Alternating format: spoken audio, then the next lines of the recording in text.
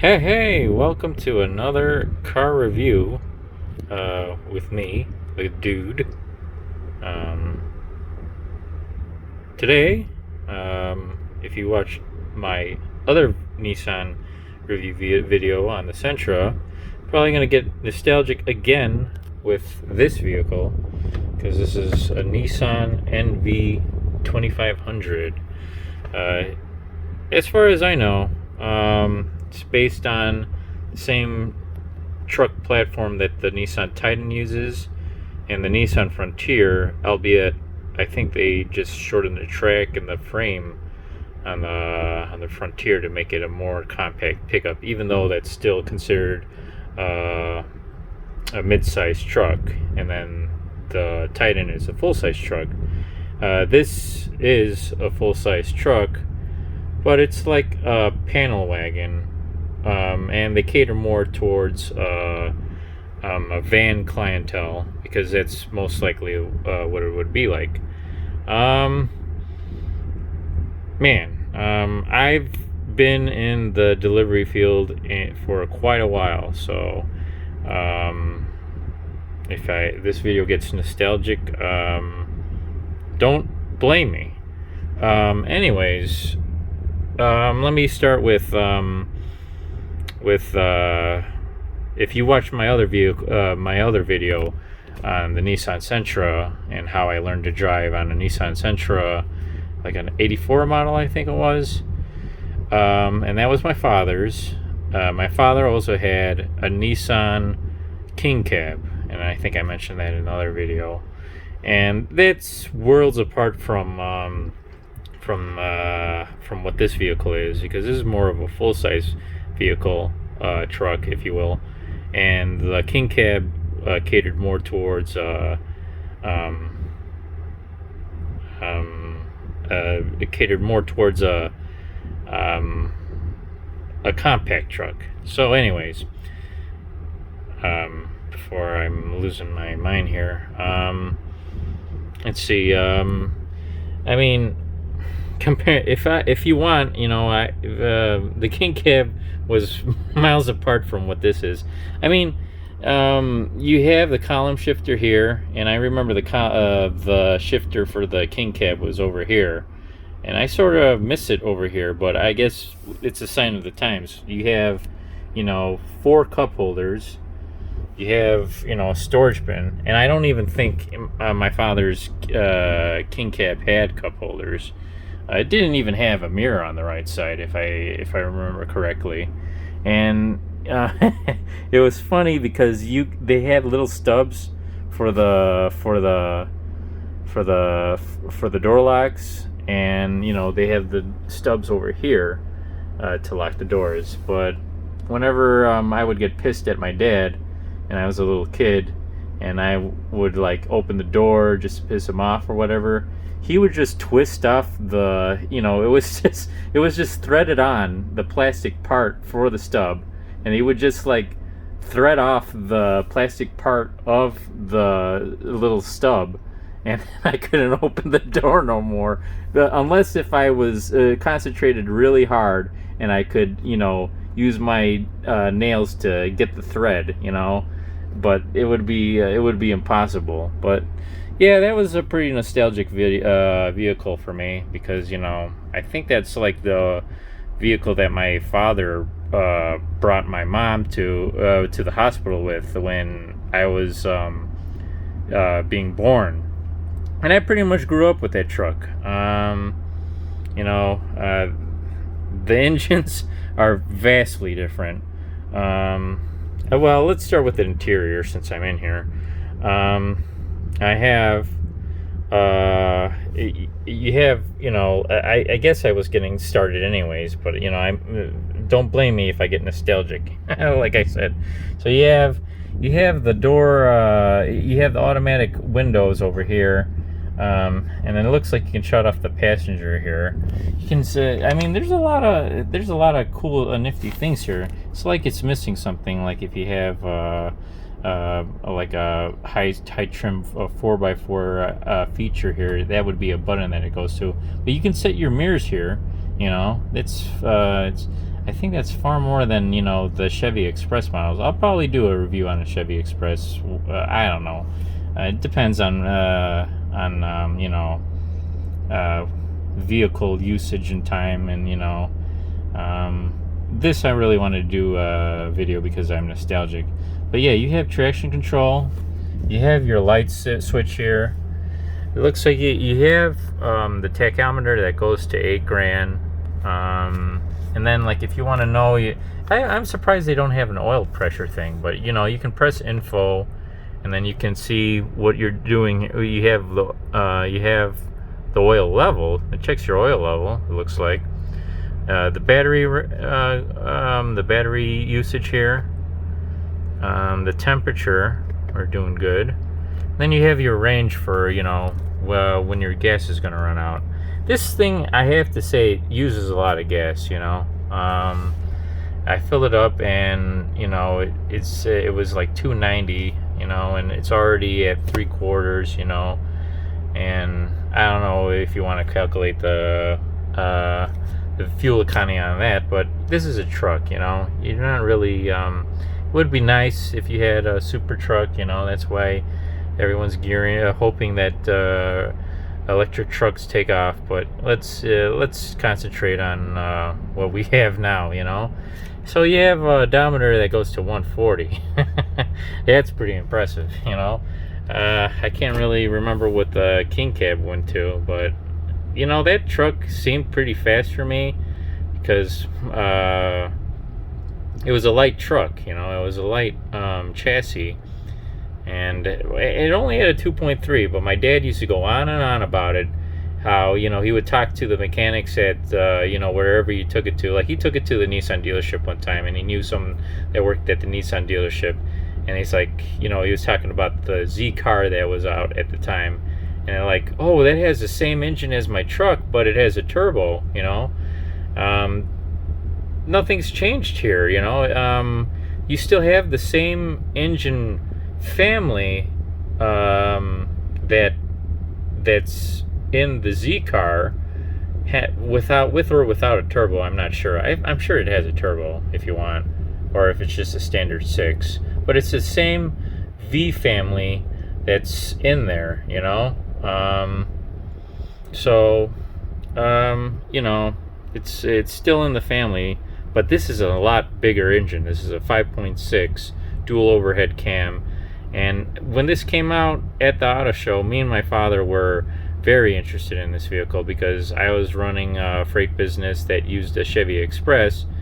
And one thing that threw me off about this, and you know, you'll hear me with all the quirks and stuff on this, is, you know, I think the payload was 1,000 pounds off or whatever, you know, if you're using an Express, you know. And then you can always get the Express with a longer wheelbase, you know. And now that I drive this for the freight company that I'm working for, you know, you have a long hood over here, so it's more like a truck. So I'm too used to driving an Express, so a Chevy van where I can just, you know, parallel park real quick, squeeze into a spot, then get in and get out. This is a learning curve for me, you know. I'd like to talk to one of my father's old school buddies that had like a panel wagon, like a Chevy panel wagon, and see if it was just the same thing, you know, because the belt line on this truck is, you know, crazy. You have, you know, this radio here, you know, with a menu and, you know, audio, but everything's pushed in, but this is still touchscreen, you know, so it's like a small tablet. I like how it's integrated in.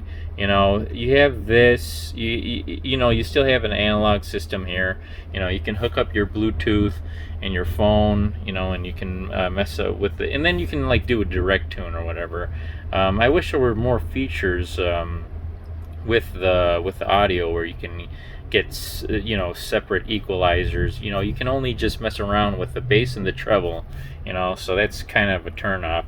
You have this dual, I don't think it's a dual climate control, but you know, you can have AC and max AC, which is much more than what my father had in the King Cab. He just had like he mounted a fan on his on his dash, and you know, he just that's how he stayed cool, which is pretty much what you do when you have a big panel truck or a big box truck. You know, you have a big fan that, you know, that's the only way you can stay cool. You know, these door visors are pretty unique. You know, you can put your files in, and then let's see, you have this here. A nice storage area, you know. It's very, I mean, it's like they did their homework in trying to make this. But then again, you know, if you're going in and out of your vehicle, you know, you sort of want this out of your way. You know, if you're going back and, you know, you're delivering freight like I am and opening doors, you know. This is like a high-rise cube to compete with the Sprinters, because once the Sprinters came out with the high-rise ceiling, if you will, they took that market and ran with it, because hey, you could fit more things. You know, you can stack boxes up to the ceiling, and you know, you can transport more. You have all the storage space over here. It's pretty unique. You know, you have your lights here, and then you have your glove compartment. Hey, Doritos. Man, I wish I knew I had that in there. But anyways, here I am at the beautiful Clearing neighborhood. Let's have a look at the engine. If I could find the hood. Oof. You have these two speakers here.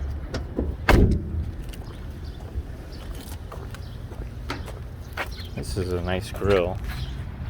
See, it looks just like a Titan, you know, because that's the same family. You have the little trans cooler there. Find a little hood. Oh, geez, I'm such a boomer. Now, this is pretty unique. This engine, it's 5.6. But everything is way, I mean, if you want to work on your vehicle like this, it's like very cumbersome. You have to reach all that way. You have to get a big fucking ladder just to get to all this stuff, you know? Like, whereas with a van, you have a doghouse, and you can just get to your spark plugs and stuff. I guess you would have to just work on a truck, you know? You know? But if you're reaching, that's, you know, you have a way to go, you know? Pretty unique. This is, I think, with this engine, it's the same family that they've had since 2002, but they've been refining it years and years since then, and now it has like a variable, I think it has always had a variable intake, but now it has, you know, valve technology that can, you know, variable valve timing that can sense, you know, everything on it, you know. I don't know, I should have did more reading to tell you how much I know, but it shows how much it is. But let's see, you have the wheels here, tires,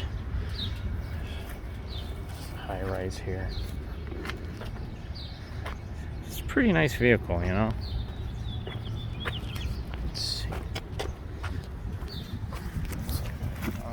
This sliding door is pretty unique.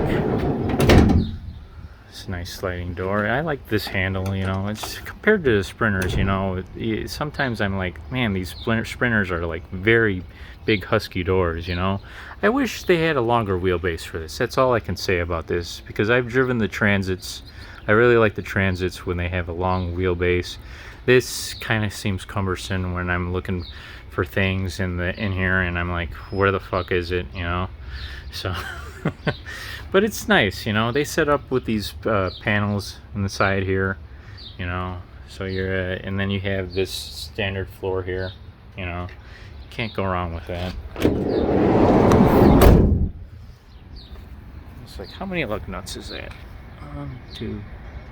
It's like a quarter ton. It's like 1, 2, 3, 4, 5, 8. Yeah, it's like my Express for 3/4 ton or half ton. That's what I had. Yeah, this truck's not too bad, you know.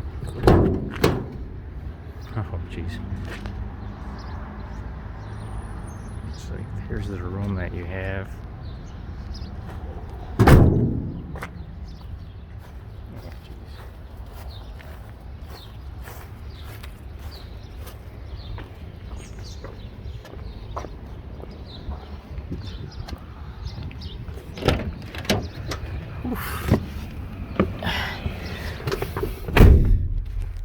But, you know, I think that's all about it. This thing drives real nice. You have on this selection, you know, you could turn it to manual shift on and off, you know, on and off, and then you could. This is kind of funny, you know, with this being small like this, and then, you know, selecting your gear this way, you know. I remember if you wanted to manual shift and like an Express, like a Chevy van, you know, you would just shift it up and north, but then, you know, if you didn't know what you're doing, you would screw up your automatic transmission. Or if you were really old school, then you would have it on a tree, you know, and then you could shift. I have yet to experience that, you know, but I don't know, you know, maybe I have been looking at a few square body trucks, you know, and I think there were a few that came with a tree option where you could shift on a tree, but I don't know. I would rather just have a shifter right here. So yeah, you can put your, you know, you can hook up your phone this way. You can, this has on the mirrors, you can, you know, it has lane assist, so it will turn red to indicate if something is in that lane, and you know, and that's a pretty smart feature to have, you know. It doesn't make a noise though. I'm sure it probably would if you were in imminent danger, but like, you could put this in reverse and then you have that, you know. But that's another thing that throws me off, because for years and years I drove a Chevy van and I didn't rely on that. I mean, it's a nice convenience now, but now that they have it in front of you, sometimes you rely too much on it, and then I'm like, you know, it's like see, that just has, I'm just a boomer, you know. It's like now I'm relying on this, and like I'm not really pulling into spots that I am, and I'm getting old, you know. But I don't know, doesn't matter. I like how this vehicle is, you know. It's I have a little nook here, you know. I don't know what it's for, you know. It's, just put your pack of cigarettes in here, you know, your sunglasses, you know.